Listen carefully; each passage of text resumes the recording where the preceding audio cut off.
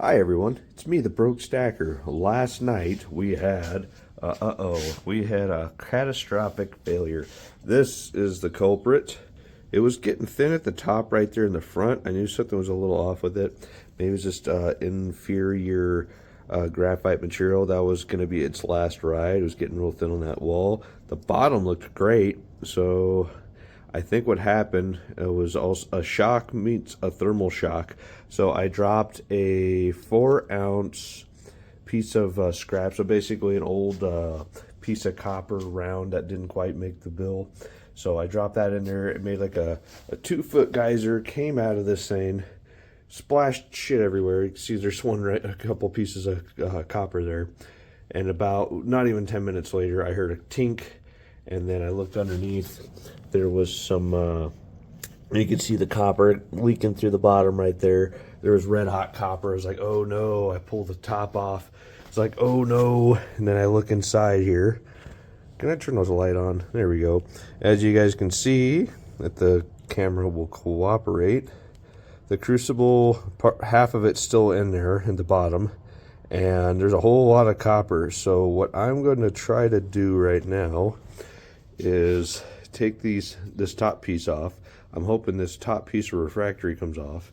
It gives me a better clear shot to get down in there, and I can just see if I can grab it and pull that out in one piece. Also, I didn't totally lose all my material. I was able to pour that much of it out, so I don't have to dig that out. Thank you for Jeff Crumpler recommending to do that. Get it out of there. That's that much less work I have to do to try to save the refractory in my furnace. Take a look at this thing, see if I can get this off in one piece, or what's this going to happen. Pretty sure it's mostly molded and bonded to the pan part of it. A lot of this hasn't though. It's like just kind of beads.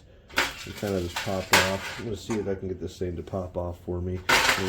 Use a little leverage.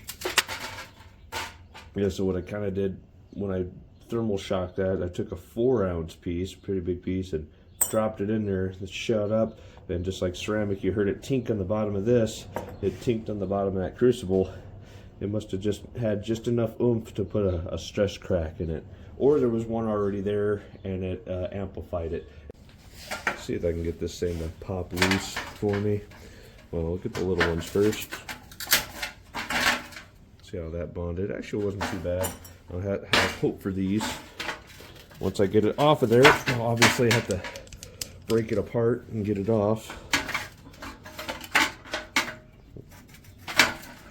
But once I get it off of there, to reuse it, dang, that really does, it did bond. Look at that, it bonded to the bottom of my pan. See my hand through the bottom there. I was able to get this one piece off. I'm hoping I can do the same thing with the big piece over here.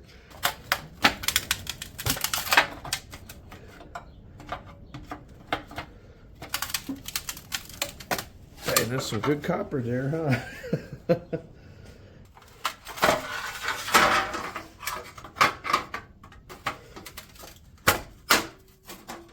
we go.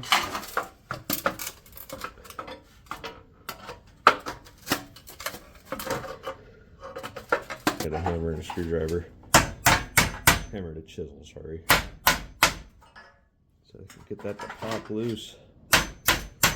Be a little easier than trying to bend it. There it goes. Almost got it all. I might just have to hit this with a chisel later to get this one little piece off, but other than that, that's a clean piece of copper still. So yeah, kind of interesting how that worked out. There it goes. All right. Well, this is now trash. So yeah, I'll deal with this and the other piece later. There's a big piece of tin on there, but the grinder will take the tin right off. Okay, now my next plan of action here. I got 1, 2, 3, and 4 little screws to take this cap off, and I'm hoping this top piece of refractory pops out with it too. It's just probably just locked in.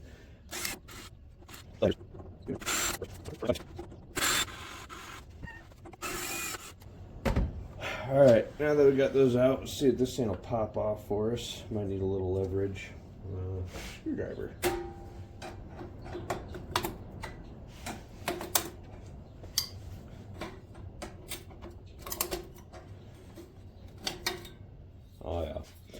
All right, so this was able to come off relatively easily. That's good. It appears to be serviceable.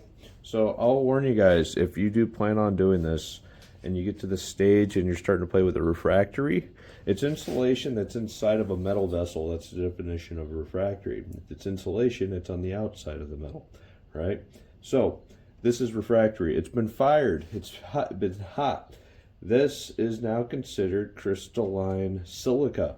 This will give you cancer if you don't wear the proper respiratory protection. So make sure if you're handling this stuff and making dust, you wear some P100s, 2097 cartridges, something to that effect. Otherwise, yes, this stuff is a known carcinogen. So when it's brand new, it's not so bad. It's not great for you. But when it's been fired, now it goes from silica to crystalline silica. That's the dangerous part. And looking at this, this is not this piece of ceramic. This is ceramic fiber. If I had to guess by the density of this, this is probably 2100 ceramic fiber insulation blanket, or K-Wool. K-Wool is one of the name brands.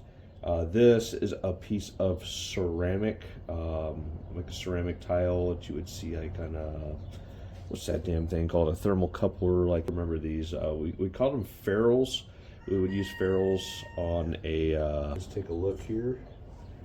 Yep, that's just some cracking from thermal expansion and contraction. That's not a big deal. I'm going to set that to the side.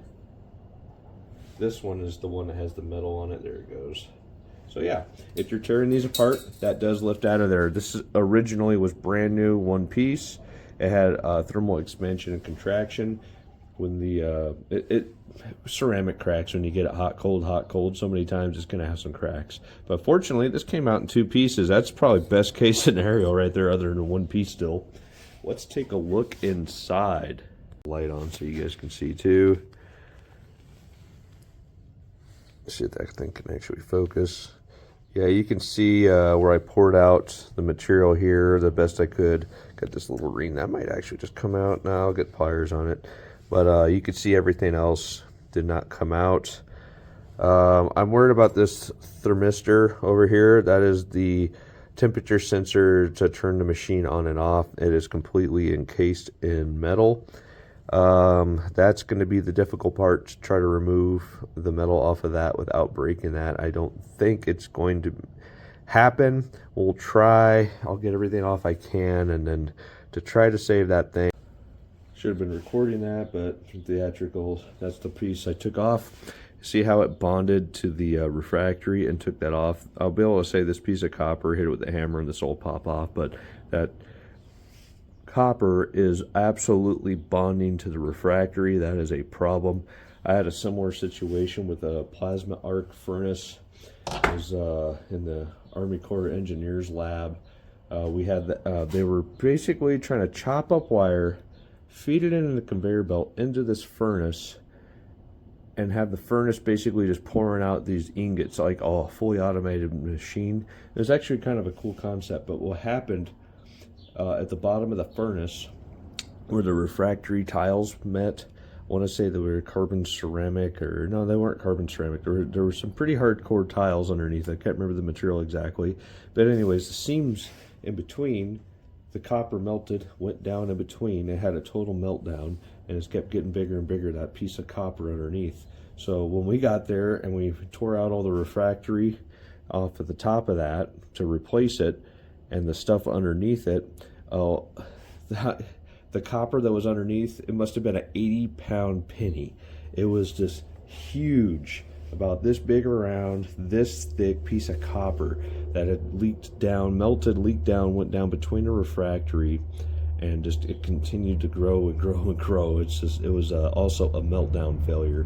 So I have a little experience with this type of stuff, but we'll see if I can try to save the refractory off this guy. If not, I could use the guts out of the bottom of this machine, use the refractory on my old furnace, and make one functioning furnace out between the two.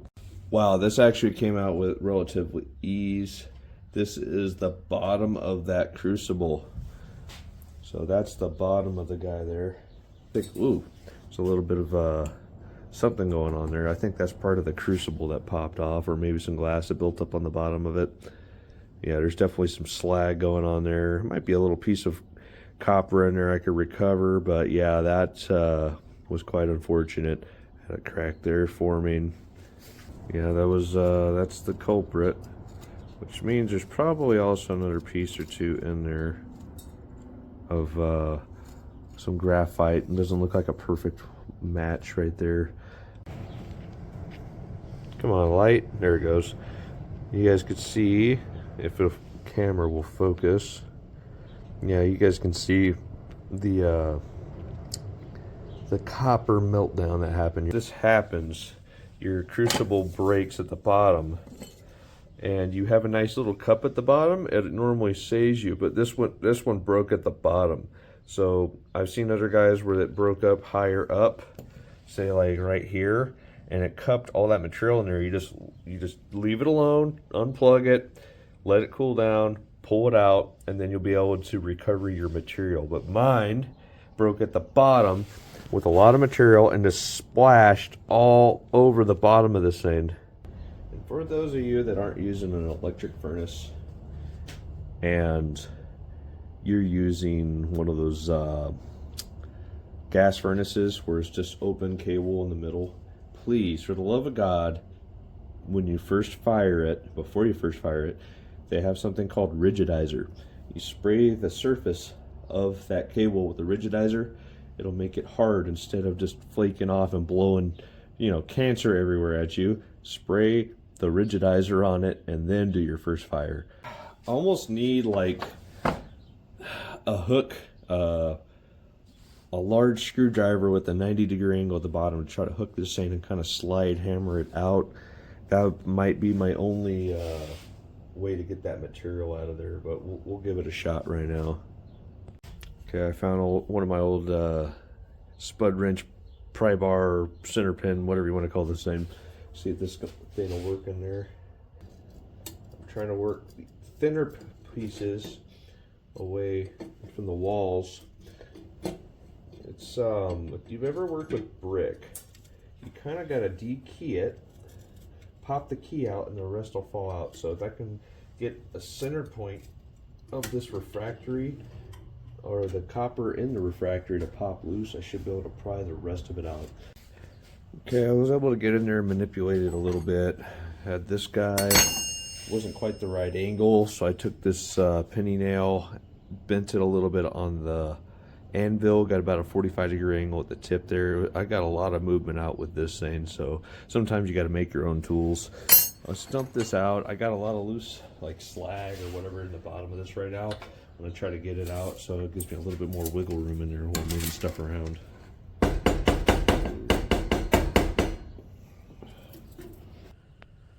So I got it peeled away from the wall right there a little bit. I got up underneath in there, over here, but it's still very much locked in right there. I'm trying to get it where I can get all this unlocked and de-keyed. Maybe work it back and forth, and I could pop that out, and then I'll just have that little piece to work with around there. Okay, I'm still working it. It's still all connected, but underneath that big penny there, the refractory seems to be fine. So I'm gonna keep playing with this. It's probably gonna take me a while, but I'm making some progress on this guy right now. It is coming my way. So, in the event of a meltdown, this is what we're gonna take away from this whole experience, right? This is news and advice you're not gonna get from anywhere else. So, in the event of a meltdown, what you're gonna do, you're gonna dump out everything onto a sheet or whatever like I did. That was the right way to do it. But before you walk away from this thing, to make it easier and to save that thermal connector, that thermal coupler. So after you get it down, it'll still have everything on top here. What you're gonna do is just lay it down to where that thermal coupler is pointed up, and it's gonna make everything a lot easier because the metal's gonna flow down. It's gonna make it a lot easier to demo the molten metal out of this thing, right? So the thermal coupler is right here at 12 o'clock. You want that up. and then walk away from it, come back to it the next morning, and everything should come out a lot easier. Alright, look what I got. Working it back and forth about 1,000 times. I got this big chunk out of there. Yeah, good times. There's still a big chunk in there. That's the part wrapped around the thermocoupler. That's what's still in there. I'll try to work out whatever I can without breaking this thing. I've been doing a pretty good job so far, I hope. And then, I don't know, should I try just half-ass putting this thing back together, turning it on as hot as it'll go, and then get this thing to melt all that shit out of there and just pour it out. I'll do that at a later video. Until next time, keep stacking, stack 'em high.